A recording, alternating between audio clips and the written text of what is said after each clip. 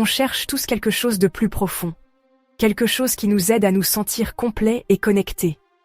Mais si les barrières que nous construisons, nos peurs et nos distractions, étaient ce qui nous sépare, et si les surmonter pouvaient éveiller une unité profonde que nous avons oubliée? Aujourd'hui, nous explorons l'essence de la connexion spirituelle. Un chemin pour redécouvrir les liens qui nous unissent les uns aux autres, à la nature et à l'univers lui-même. On y va. Bon, allons droit au but. Quand on parle de connexion spirituelle, on ne balance pas juste un slogan bidon genre « Good vibes only ». On plonge dans quelque chose de plus vieux que la recette de gratin de votre grand-mère et bien plus profond que votre dernière crise existentielle. La connexion spirituelle est ce fil invisible qui vous relie non seulement aux autres, mais à la nature, à l'univers et à la version du divin en laquelle vous croyez. C'est comme le Wi-Fi de votre âme, pas de câble, pas de limite, mais beaucoup de temps de chargement si vous laissez votre ego, la peur ou Netflix vous distraire. Voilà le truc. La connexion spirituelle n'est pas votre séance de copinage habituelle ou une conversation gênante au bureau. C'est intangible, intemporel et global. C'est ce moment, oh mon Dieu, tout est lié, que vous avez en regardant les étoiles ou en réalisant que votre toast à l'avocat provient de toute une chaîne de vie à laquelle vous n'avez jamais pensé. La méditation et la pleine conscience sont vos codes de triche ici. Ils bloquent le bruit de fond de la vie pour que vous puissiez sentir cette pulsation cosmique. Imaginez synchroniser votre respiration avec le rythme de l'existence elle-même. Un peu comme quand la base de votre chanson préférée arrive au bon moment. Sauf que le DJ est l'univers entier. Et chaque culture a sa propre façon de décrire cette connexion. Les hindous l'appellent Brahman, les bouddhistes parlent d'interdépendance, et les traditions indigènes la considèrent comme un lien sacré avec la nature. Le christianisme, tout tourne autour de l'amour en tant que connexion divine, Dieu étant votre binôme cosmique.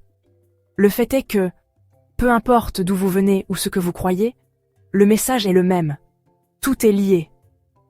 Même votre ex qui vous a ghosté? Ouais, connecté. Désolé, mais la toile de la vie n'a pas de bouton de blocage. Les relations, d'ailleurs, sont comme des miroirs de la connexion spirituelle. Vous est-il déjà arrivé d'être bouleversé par la gentillesse ou l'empathie de quelqu'un? C'est le divin qui se manifeste à travers vos interactions humaines. La nature, elle aussi, est un réveil spirituel. Difficile de se sentir déconnecté quand on regarde les montagnes, les océans, ou, soyons honnêtes, même un arbre vraiment impressionnant.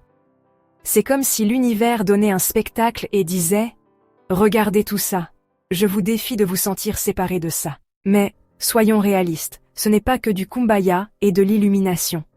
L'ego adore s'incruster à cette fête spirituelle, en chuchotant des trucs du genre « Tu es totalement séparé, et au fait, as-tu vérifié ton téléphone au cours des 5 dernières minutes ?» Surmonter cela demande du courage, de la vulnérabilité et la volonté de laisser tomber toutes les ordures mentales que nous transportons. Mais quand vous le faites? Oh, c'est comme entrer dans une étreinte cosmique. Les frontières se dissolvent, et soudain, vous n'êtes plus seulement dans l'univers. Vous êtes l'univers. Et ne pensez pas que ce soit un truc solo. Bien sûr, l'introspection et le temps passé seul peuvent vous emmener loin, mais il y a une magie particulière dans la communauté. Qu'il s'agisse d'un groupe de méditation, d'un service religieux, ou simplement de passer du temps avec des amis qui comprennent, les pratiques spirituelles partagées peuvent amplifier cette connexion. C'est comme la différence entre chanter sous la douche et chanter à tue-tête dans une foule lors d'un concert.